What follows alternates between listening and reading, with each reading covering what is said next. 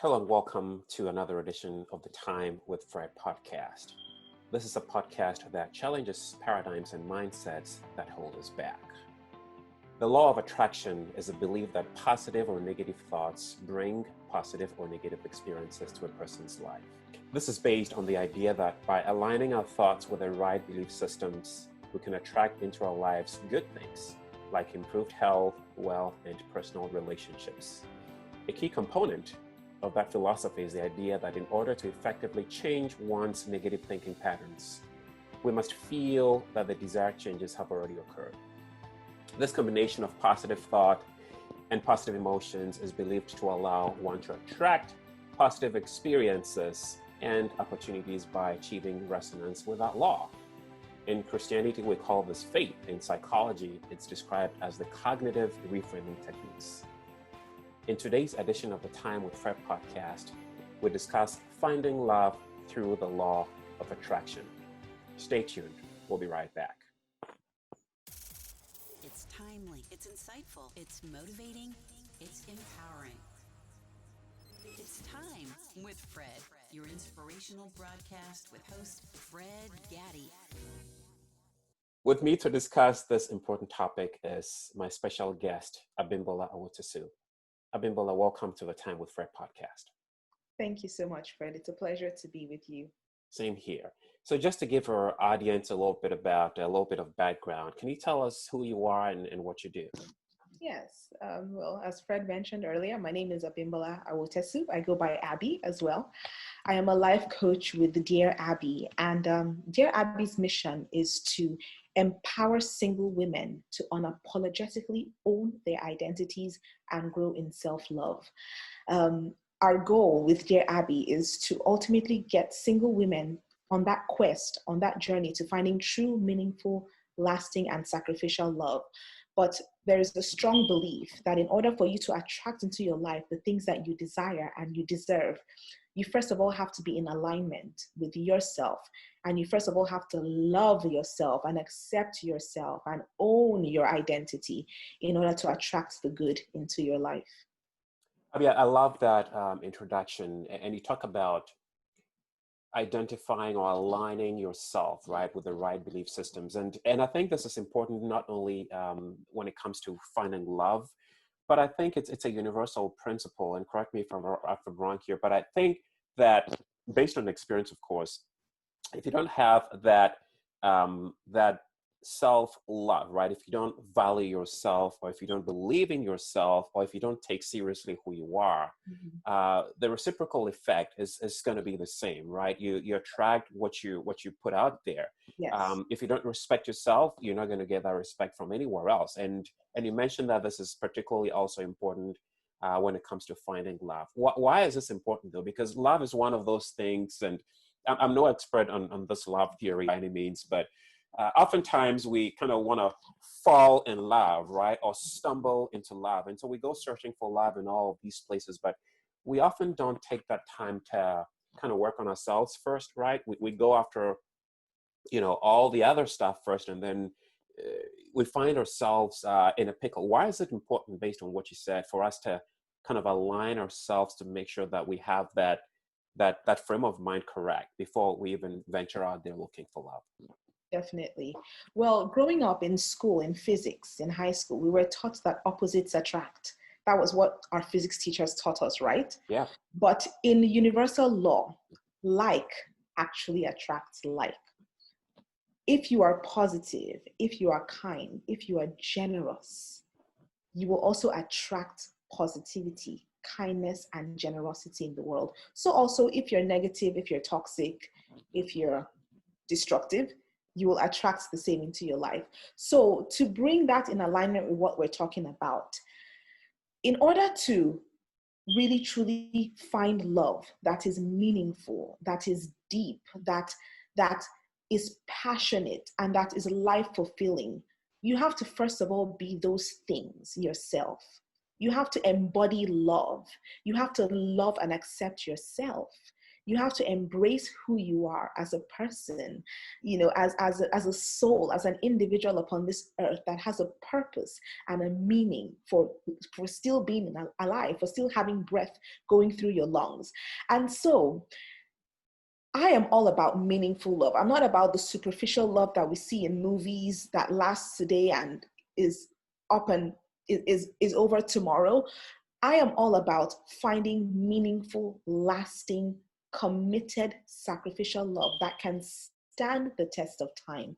And in order for you to find that fulfilling love, you have to be love.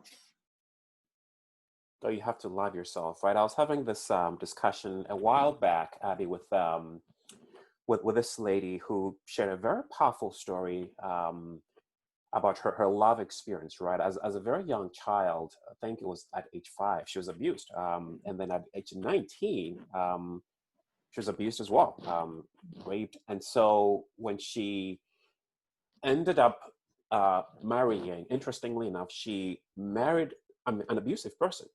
And so throughout her life, throughout her marriage, at least for the first 10 years, she endured a very abusive relationship. And she said to me that it came to a point in her marriage life that she realized, she said, Fred, what I allow will continue. So she had to do a complete 180 degrees. I mean, unfortunately, or fortunately rather, the marriage didn't end well because it was such a toxic relationship. But in thinking about that, she shared with me how she carried some of those emotional baggages that she endured as a child and as a teenager exactly into her marriage. And she attracted into her life the very same experiences, bad experiences that she went through as a child. And so hearing you talk about being loved or finding value in yourself in order to attract the right people, I think it's so powerful. Does it make sense? Oh yes, 100%. That is the reality. The law of attraction is constantly working. Whether we realize it or not, we are constantly attracting into our life the experiences that we have by what we are putting out into the universe. In no way am I in any way diminishing the pain that people go through, the abuse, the emotional, the physical, the mental abuse that people go through in relationships. It is the worst place to be in. And my heart goes out to women and anybody who has been a victim of abuse in any form, in any way. I will encourage anybody out there who has such a challenge to have the courage to just be bold and step out of that space. Step out of that space mentally. Step out of that space emotionally. Give yourself the permission to dream big and to dream for happiness and love and fulfillment and safety in a partnership. And once you start believing and visualizing yourself as somebody that is in a loving, kind, nurturing relationship with a partner who truly values you and protects your heart, once you start visualizing that, you will attract such a partner into your life. So for single women, which is really where your focus is here, what are some of the ways that they build this value in themselves, right? How do they build this? Are there any? I mean, based on your own experience, because you share a very powerful story about how you found love, right? Some of the things that you had to do, especially if you have to deal with some of these paradigms, right? Cultural paradigms, social constructs or mindsets and belief systems. How does one extricate themselves from those paradigm sets, right, or belief systems, and then how do you build some of these values that one needs to be able to be successful in finding that right person? For sure. Why Dear Abby is so dear to me is because I am a living, breathing example of how the law of attraction works and how you can get yourself out of a place that no longer serves you to find what you truly desire and want in love, in finance, in comfort, in happiness. I was single a few years ago, in my 20s. Throughout my 20s, I had a very social, boisterous life. I traveled. I love to travel. I love to experience new cultures. I love to experience new things. And I was very boisterous and social and on the scene, so to speak. Mm-hmm. And I never really had a problem attracting men or partners. I never really had that problem. But I was always attracting people who were not, they were great, they were amazing people, but they never quite had everything that I was searching for in a partner, you know. And so I struggled. I struggled for many years to find true, meaningful love. I struggled to find that partner that gave me that sense of peace. And you know, when you know you've arrived, you know, with somebody, and you just have that peace and that stillness and that calm in your spirit and in your soul that just lets you know that yes, this is the one. I struggled with that throughout my 20s, and it wasn't until I actually started reading self-help books and books on relationships that my mindset about men, about relationships switched. You know, because I had been brought up in an environment where, you know, when men were perceived as sketchy, and you know, as women we had to be suspicious of men because hey, all men want to do is, you know, get between your legs, right? That's what I was brought up to believe about men. And so I kind of like viewed men with this certain suspicion, you know. And once I started reading these books, a lot of those unhealthy mindsets, unhealthy stereotypes about men that your parents or society or movies tell you, and you grow up thinking all men cheat and all men lie, you know, and all men are womanizers, you know, all those unhealthy paradigms and stereotypes about men, I started letting go of them. And I started appreciating the beauty and the dynamics of men and women and in relationships, you know. And it was such an eye-opener for me because I finally started seeing the truth about love and about the dynamics between partners in a relationship. And that was when everything changed for me. And I started attracting the good. And I finally met my husband. It wasn't a long, drawn-out process. Once I started reading these self-help books and realigning and resetting my mindset, which was obviously fixing and adjusting my paradigm, I met my husband within like 5 months of picking up a book, a specific book that completely changed my life. And we started dating. You know, he actually chased me for 3 months. I was playing hard to get. You're playing hard to get, right? Yeah. And he chased me relentlessly for 3 months, did not give up, kept on relentless. At some point, I even almost cussed him out. I was like, who the heck are you? Get away from me, you know? But he was like, no, this one, I'm not giving up on it. And eventually when we started dating, when we officially dated, 6 months from when we dated was when we got engaged. And about 4 months later was when we got married. So everything happened super duper fast. It wasn't some long, drawn out, dramatic process, you know. And that can happen to anybody, really. You know, it's interesting you share that, Abby, because I mean, I am a big fan of, you know, I follow, you know, I you know, the whole thing about paradigm shift. I love that, and definiteness of purpose. I would have never thought. I mean, while I do believe, I think it's powerful what you just shared, but it's interesting to hear you say that as you're growing up in your 20s. I mean, you're living life and doing all of that, but then the people that were being attracted to you were kind of fit, right? In other words, it fit within, you know, like your busy travel, like youthful, right, exuberance and all of that. But until you shifted, once you shifted that mindset, everything changed, right? You started attracting into your life like a different set of. I mean, it's interesting, and I wonder how many of us, and again, I wonder how many of us go through life wanting different things, right? Wanting different things, wanting to see different results, but then we still hold on to these old mindsets, right? Perhaps it doesn't dawn on us to make that shift. They say insanity is doing the same thing over and over again and expecting different results, right? But this is not insanity here. This is real. But for us to attract into our lives, it's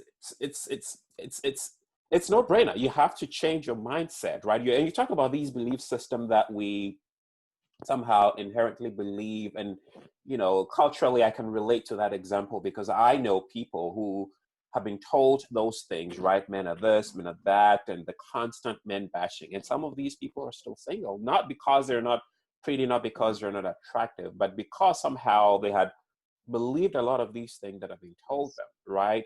And so how does one come out of that?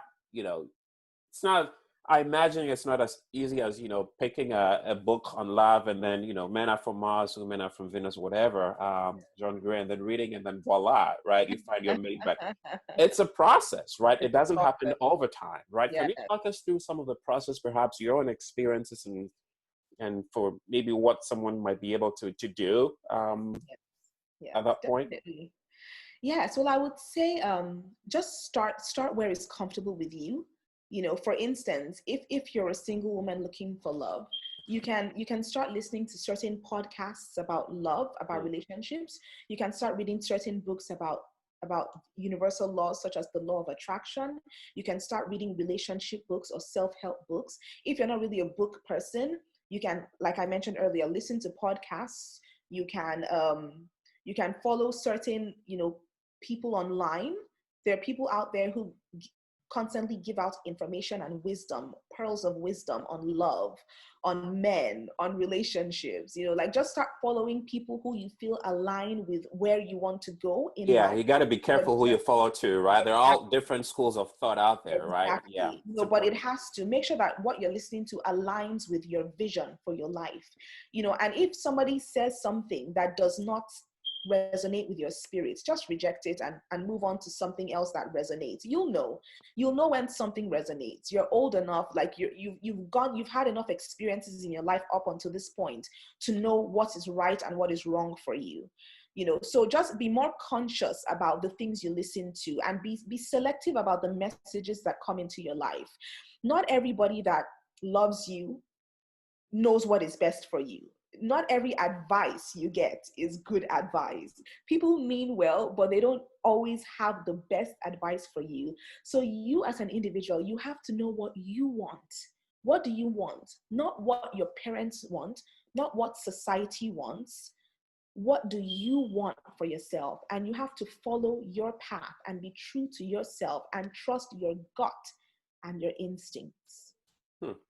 This is good. And Abby, how about that conflict, right? You have those who are used to being single. They love to hang out with the girls and be them, right? Enjoy the single lives. But then they also want to live, or have been in a stable relationship, right? There's always that they want to eat their cake and have it, so to speak, right? Um, and I'd imagine that those two don't work. If you want to live that lifestyle, there's some things that you have to give up if you want a stable relationships. Perhaps the guy may not want, not to lord anything over you or anything, right? Or to be a chauvinist or anything, but there are certain things that one would have to give up in order to be able to succeed in that new walk of life. Yes. How do you deal with that kind of conflict, right? Like, well, I want a relationship. I want to be me. I want to have it on my own terms, right? I want to eat my cake and have it. How does one juggle that conflict? Or is it even healthy when it comes to that?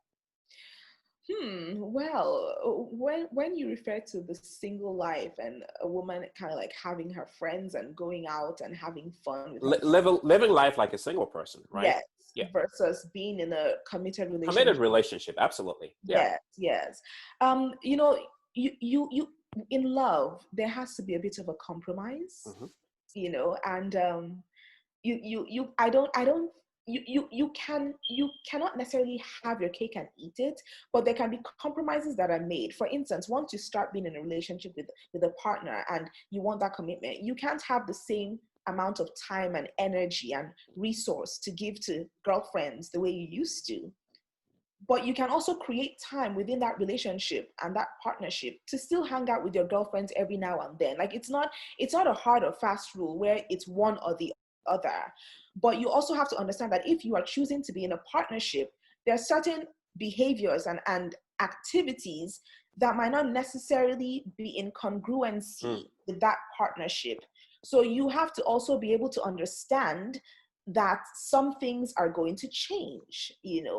And if hanging out with your girlfriends is a threat to this relationship and this commitment that you are searching for and you have, in a sense, found, then, you know, you have to just balance it and see what you truly want. And Yeah. and if your future is a partnership and a relationship, then I guess you already know the answer deep Yeah, down. yeah, absolutely. And we're not here to counsel, we're not counselors or anything, but it's real. I mean, Yeah, I've seen it happen. I've seen yeah. people kind of caught in that, you know, state where choose between my friends. This is Mm, these are my group, my girls, and then I have yeah, to be able to give that time to my partner. And relationships have split because of that. I've seen several, right? So I think choosing or finding that balance, I think, is important. So these are some of the things that we have to. I mean, in anything really, for that matter, right? If you want to, yeah. get in a certain path, there are some things that you have to give up, You right? have to, It's a sacrifice, right? Otherwise, something struggles, and it's either your relationship with your friends or your relationship with your partner. yes. Um, did you have to deal with that conflict? I did to a certain extent. I did, but it was so natural for me to choose my partner because I am a hopeless romantic, always have been. I love love. I love the concept of love. I love the concept of holding hands with my husband and walking down the street and feeling safe and secure in his competent, manly, masculine hands. I love that. I'm a hopeless romantic, not ashamed of it, not Yeah, apologetic about it. And it was so natural for me to choose that over a life of girlfriends and Sex and the City yeah, fabulousness. It was so natural and easy. So it wasn't difficult for me. Initially, I remember like the first week I got married and we moved into our apartment, my husband and I, and all of a sudden, like literally it was like night and day. Messages just stopped coming in. mm, like I would look at my phone and be like, where's everybody? Why yeah, am I not receiving messages the way I was like yeah, last week or yeah. 2 weeks ago? But literally it was that drastic, just the silence. And it was like, okay, she's a married woman now. Let's leave her alone. Let's give her her space. That was good. I mean, did And you, did you have to lay down some of these boundaries, or did they form automatically? they just formed automatically. I didn't have to say anything. I didn't have to be like, okay, need my space. It just happened naturally. I mean, of course, I still kept in touch with my Yeah. girlfriends, but obviously not on the same level and not with the same volume as I did in the past. But yeah. Yeah, that's really interesting. So in your work with single women, what are some of the challenges that you see, or some of the inhibiting factors that makes this difficult for young women, trying to make this transition? Well, a lot of most of the time, it just has to do with preconceived notions. Hmm. It has to do with preconceived notions of what love looks like, of what a relationship should look like, what a man should and should not do for you in a relationship, and then that Hollywood image of a man that we all have, Yeah, the glitz and the glamour, the right? And glitz and the the glam. six pack and all of that stuff, right? Exactly. And he's over sexualized and he's the provider all the time. And you don't have to lift a finger. He's going to do everything for you. And he's going to buy you your Chanel bag and your Louboutin heels. Yeah. So there are a lot of those. Nothing wrong with that, right? If There's it nothing happens, wrong right? with Yeah. that. Absolutely.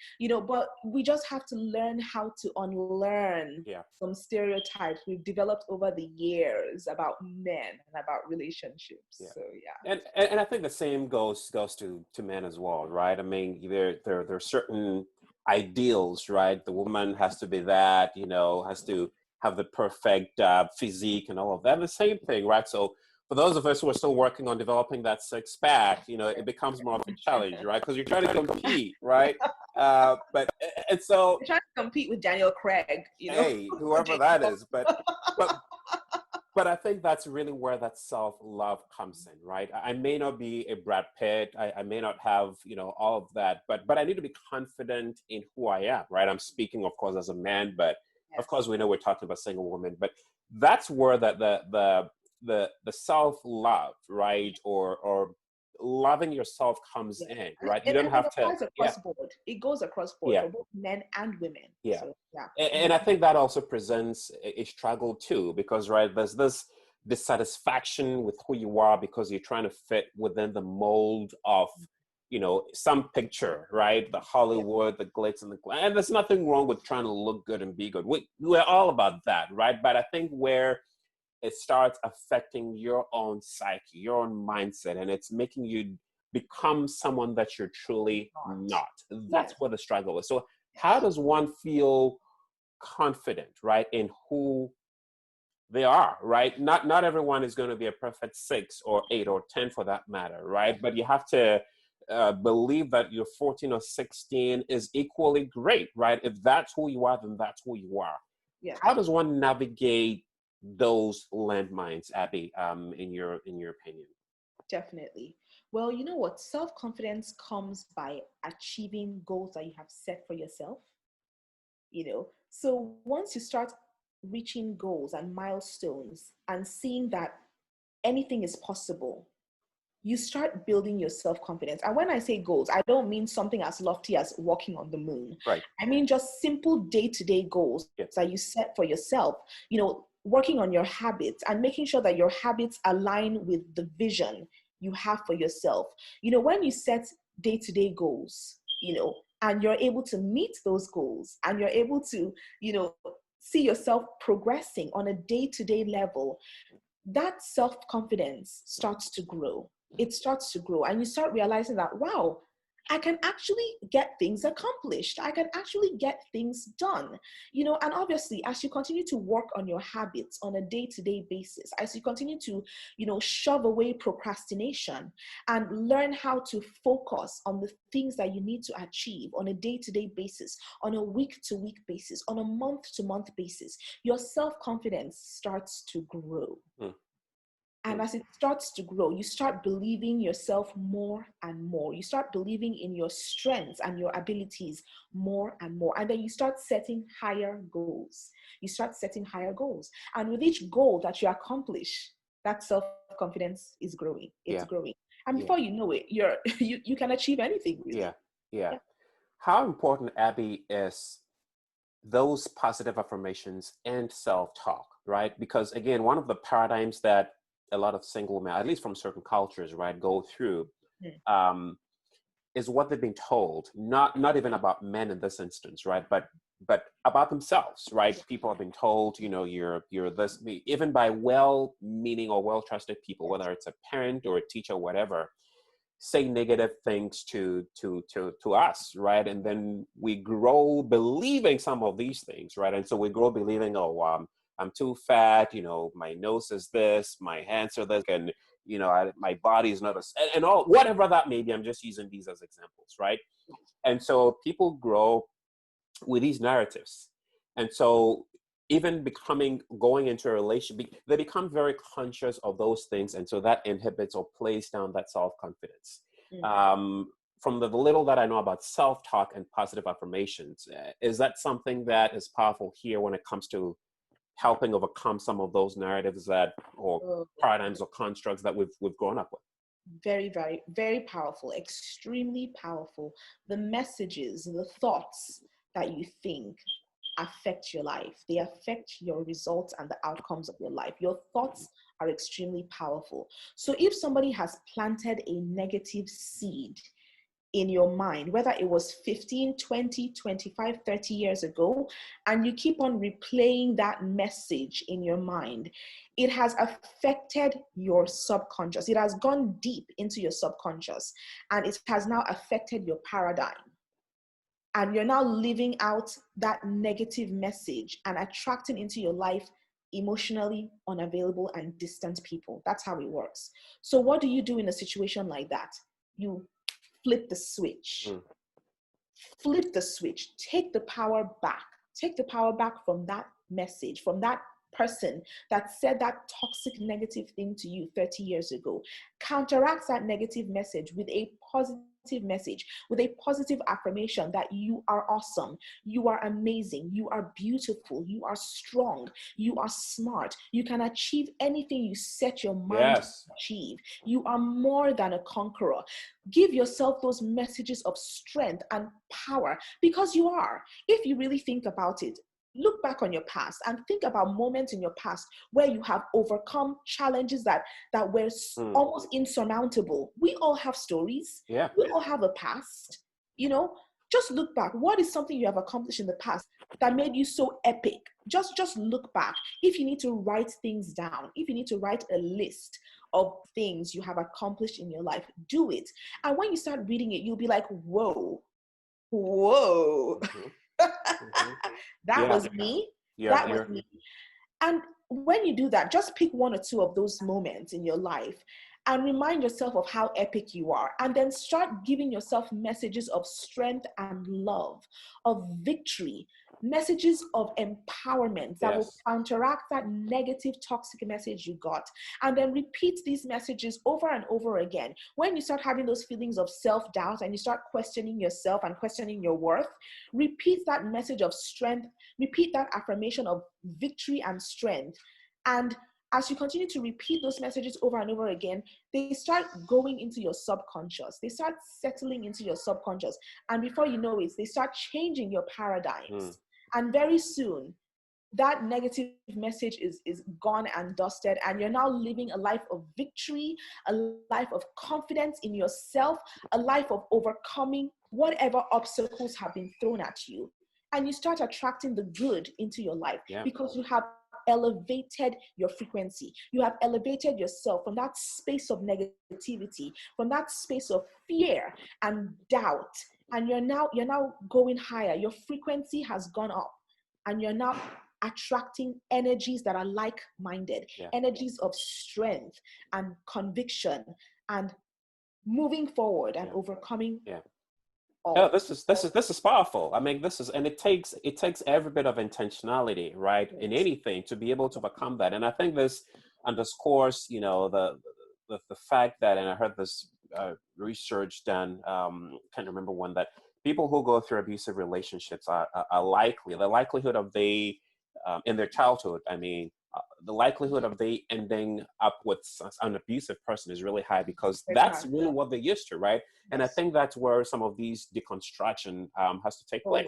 And you're probably going to start telling yourself, and you're going to hear the negative voices of, who do you think you are? This is just, you look at yourself. Who do you think you are? But I interviewed Kelly Falardo was one of my previous guests, and she got burned at age 2. 75% of her body got burned in a fire.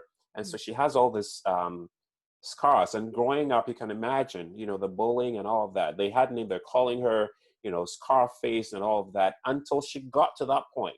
She had a mirror. She did this TED Talk.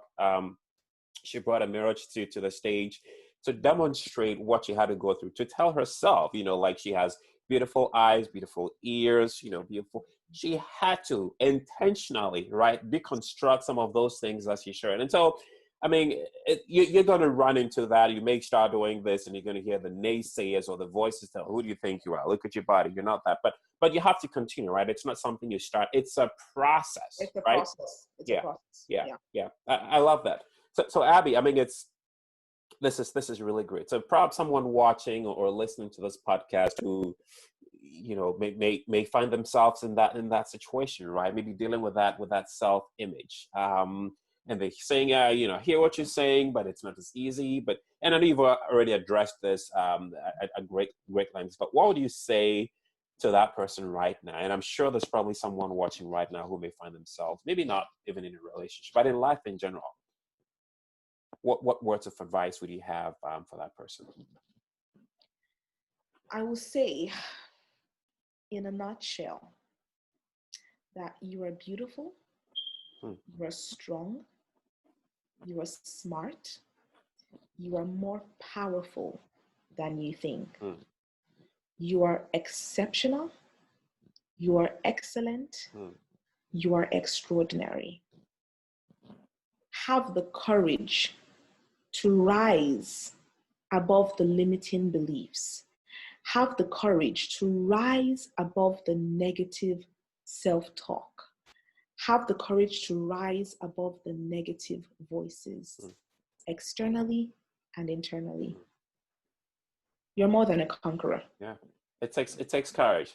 And so if someone wants to reach out to you, maybe, you're the expert here, right? I'm just the medium here. Maybe someone has a question, want to talk to you, maybe you want to share some woman-to-woman talk, with you. Your website's going to be on the page here, but do they just reach out, send you an email, or how Yeah, do they get just, in touch? go on my website. It's askdearabby.com. Abby is spelled ABI. Mhm. Go on there, check it out, put in your information, and, I'll set you up with a free consultation, and we'll talk, and we'll go from there. Good. And then you can also check out my social media handles on Instagram, Facebook, and Twitter at AskDearAbby. So, All right.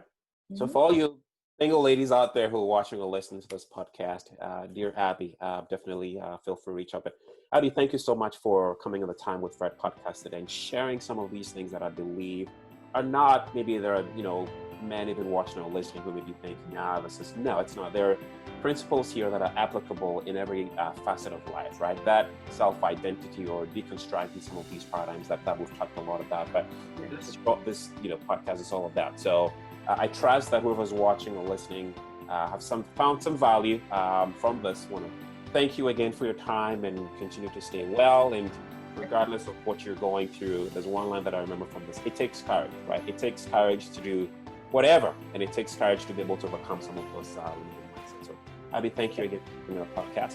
Thank you, Fred. And to our listeners, thank you as well. Yeah, blessings to you.